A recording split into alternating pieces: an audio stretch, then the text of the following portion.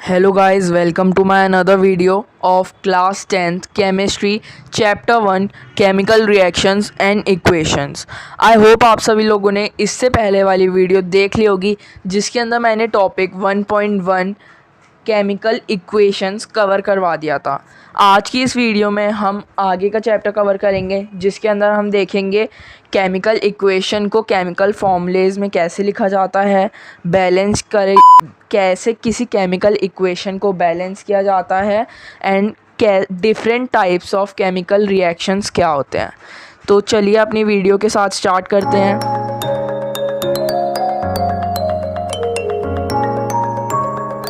जो लोग इस वीडियो में नए हैं थोड़ा सा उनके लिए रिकॉल कर देते हैं। हमने पिछली वीडियो में पढ़ा था केमिकल इक्वेशंस जिसके अंदर हमने ये पढ़ा था magnesium oxygen and magnesium oxide का।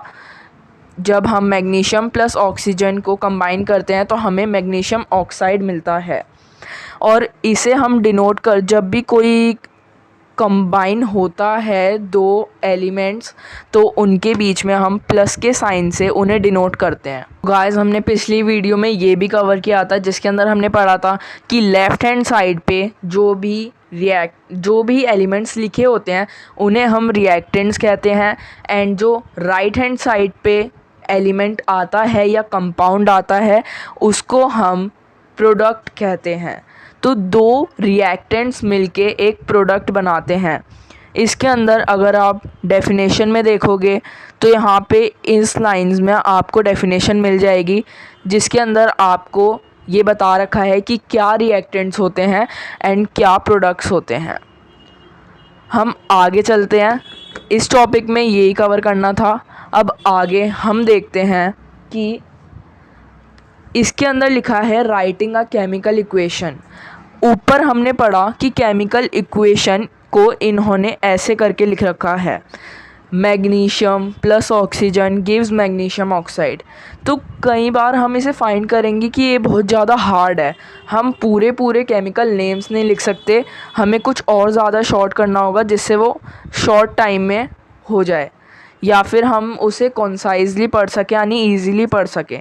तो इसके लिए कुछ साइंटिस्ट ने इन एलिमेंट्स के केमिकल फॉर्मूलेज निकाले। जैसे कि ऊपर हमने पढ़ा मैग्नीशियम, तो इसका केमिकल फॉर्मूला यहाँ पे लिखा है मैग्नीशियम Mg और ऑक्सीजन का है O2 यानी कि ऑक्सीजन।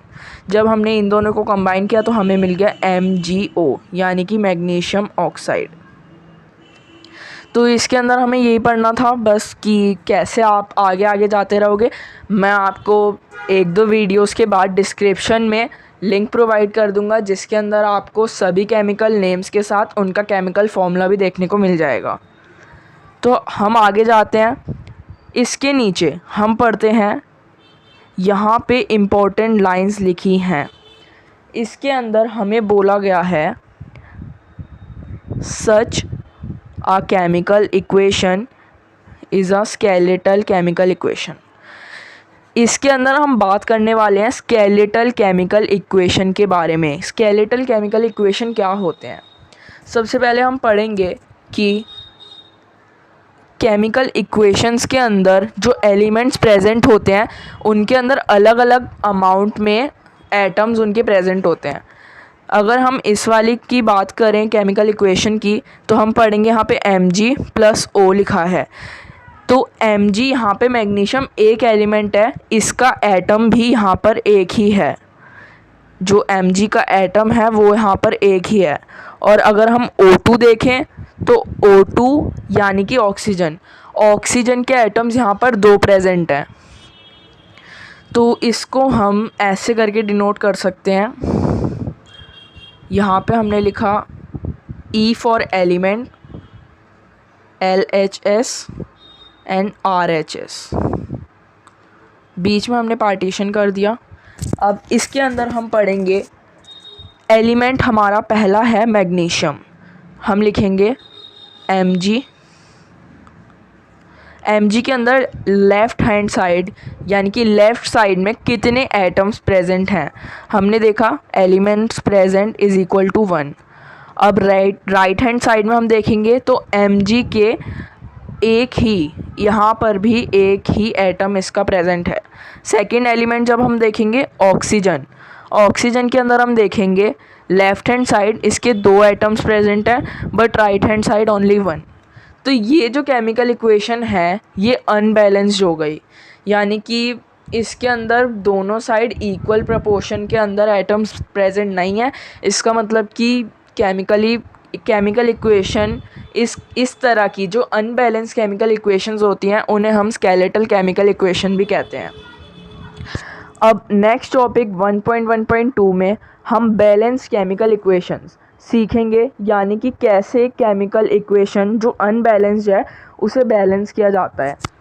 तो नेक्स्ट टॉपिक की तरफ बढ़ते हैं। ये वाला आप याद रखना, कभी भी आपको चेक करना हो कि केमिकल इक्वेशन बैलेंस है या अनबैलेंस, आपको हमेशा ऐसे कॉलम्स बनाने हैं जिसके अंदर आपको पहले में रखना है एलिमेंट्स, दूसरा होगा लेफ़्ट हैंड साइड के एटम्स कितने प्रेजेंट हैं और तीसरे में राइट हैंड साइड के। फिर आपको एलिमेंट्स लिख के उनके नंबर ऑफ़ एटम्स उनके रिस्पेक्टिव कॉलम्स के अंदर उतारने हैं और फिर आपको चेक करना है कि ये केमिकल इक्वेशन जो है बैलेंस है या अनबैलेंस। तो अभी इसको हम एक सेकेंड, अभी हमारा ये वाला टॉपिक क्लियर हो गया है।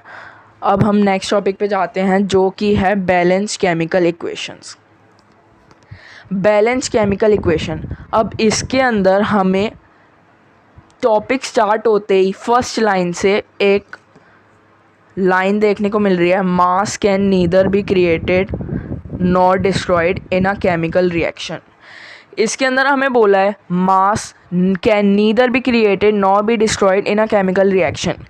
ये हमने क्लास 9th में चैप्टर 2 के अंदर पढ़ा था। चैप्टर का नाम मेरे को अच्छे से याद नहीं है, पर इसके अंदर ये लिखा है कि किसी भी एलिमेंट का मास क्रिएट नहीं हो सकता और ना ही डिस्ट्रॉय हो सकता। इसलिए इसके अंदर ये इस लाइन से हमें क्या बताना चाह रहे हैं, इस लाइन से ये हमें बताना चाह रहे हैं, एक सेकेंड, यहाँ पे लिखा है total mass of the elements present in the products of a chemical reaction has to be equal to the total mass of the elements present in the reactants. इसके अंदर हमें बताया है कि जो टोटल मास एक एलिमेंट का present होता है प्रोडक्ट के अंदर, यानी कि जब हम रिएक्ट करवाते हैं 2 केमिकल सब्सटेंसेस को तो हमें जो प्रोडक्ट मिलता है उसका जो एलिमेंट का टोटल मास होता है वो इक्वल होना चाहिए उसके रिएक्टेंट्स के। ऊपर हमने पढ़ा तो हमने देखा MgO, उसका ऑक्सीजन उसके अंदर दोनों साइड सेम नहीं थी, इसका मतलब उसका जो मास था वो सेम नहीं था, वो इक्वल नहीं था। तो अब हमें बताया है कि ये तो कंपलसरी है, होना तो चाहिए। तो अब हम इसे कैसे करेंगे वो हम देखते हैं। अब इसके अंदर हमें बता रखा है, पहली जो एग्ज़ाम्पल वाली इक्वेशन दी हुई है हमें जिंक सल्फ्यूरिक एसिड की, zinc plus sulphuric acid gives us zinc sulphate plus hydrogen. Zinc, अब हम जिंक को कैसे डिनोट करेंगे पहले हम ये देखते हैं। जिंक को हम डिनोट करेंगे Zn से, Zn से हमने जिंक को डिनोट किया और फिर H2SO4 यानी कि सल्फ्यूरिक एसिड। ये सल्फ्यूरिक एसिड की बात हमने पिछली वीडियो में की थी, ये बहुत विगरस एसिड होता है जो हीट प्रोड्यूस करता है किसी भी मेटल के साथ रिएक्ट होने पर। तो जब जिंक यानी Zn एंड H2SO4 आपस में रिएक्ट करते हैं तो हमें क्या मिलता है, हमें मिलता है ZnSO4 जिसे हम जिंक सल्फेट कहते हैं। ZnSO4 यानी जिंक सल्फेट एंड H2 यानी हाइड्रोजन। SO4 जहाँ पे भी लिखा होता है उसका मतलब वो सल्फेट बन रहा है, तो Zn and SO4 zinc sulphate बन गया और जो इसके अंदर गैस लिबरेट हुई वो हुई H2 यानी कि हाइड्रोजन। तो गैस जो इसके अंदर बनी वो है हाइड्रोजन।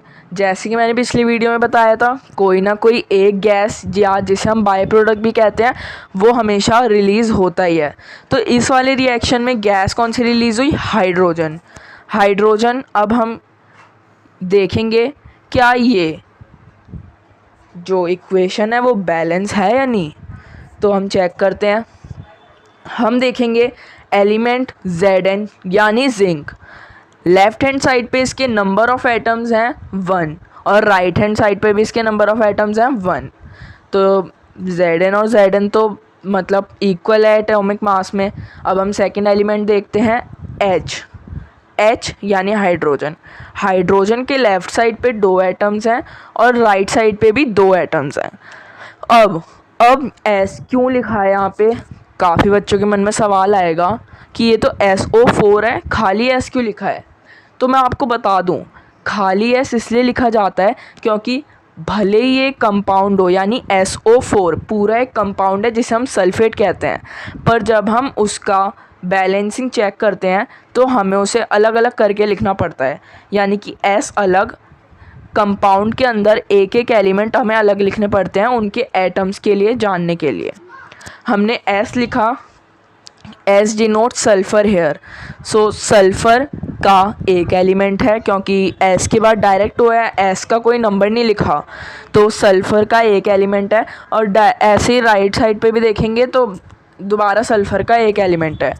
और now move to next oxygen.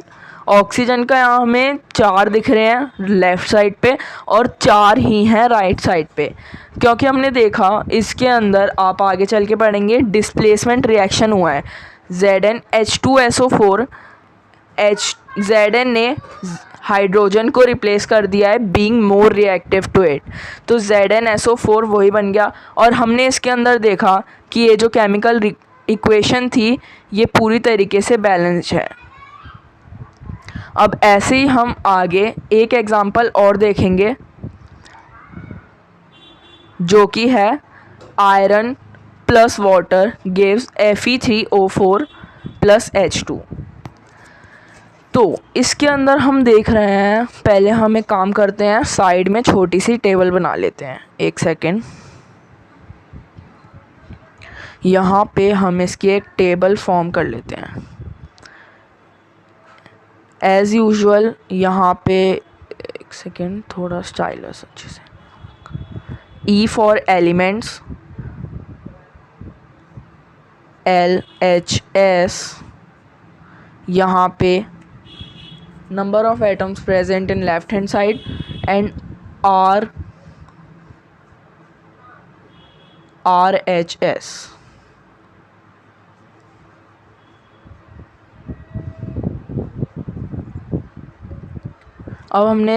अब इसके बीच में हम पार्टीशन कर देंगे। अब हम देखेंगे एलिमेंट प्रेजेंट। एलिमेंट हम देख रहे हैं, पहला एलिमेंट हमें देखने को मिल रहा है Fe। यहाँ पे हमें पहला एलिमेंट देखने को मिल रहा है, एक सेकेंड,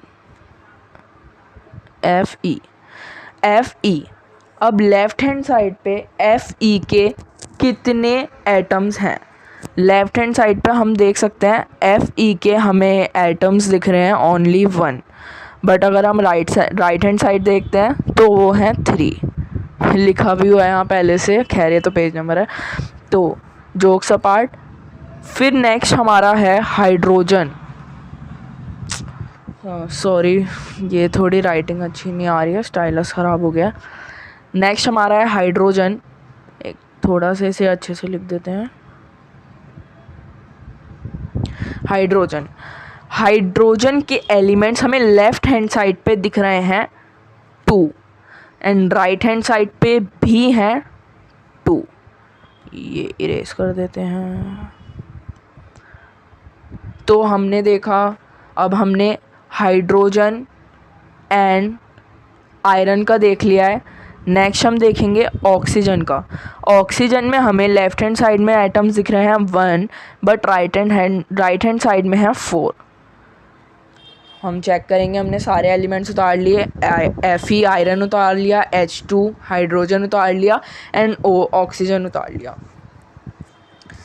तो अब हम देखेंगे इसके अंदर ओनली जो हाइड्रोजन वाला पार्ट है, हाइड्रोजन वाला पार्ट बस यही बैलेंस है और कुछ भी नहीं है जिसका टोटल इक्वल मास हो। एक सेकेंड, ये ड्रॉप हो गया।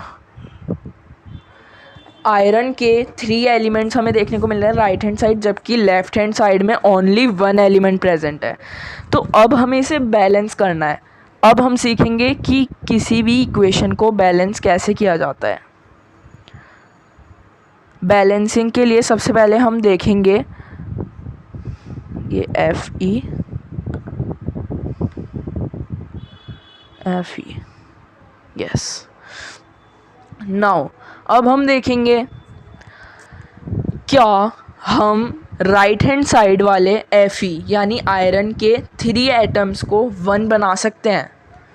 नहीं, क्योंकि हमने ऊपर पढ़ा मास can neither be destroyed, mass destroy तो हो नहीं सकता, तो फिर हमें कैसे भी करके Fe ऐड करना पड़ेगा। तो हम डिस्ट्रॉय नहीं कर सकते right hand side, but left hand side के अंदर हम लेफ़्ट हैंड साइड वाले को 3 बना सकते हैं। तो उसको करने के लिए हमें क्या करेंगे, हम सिंपली 3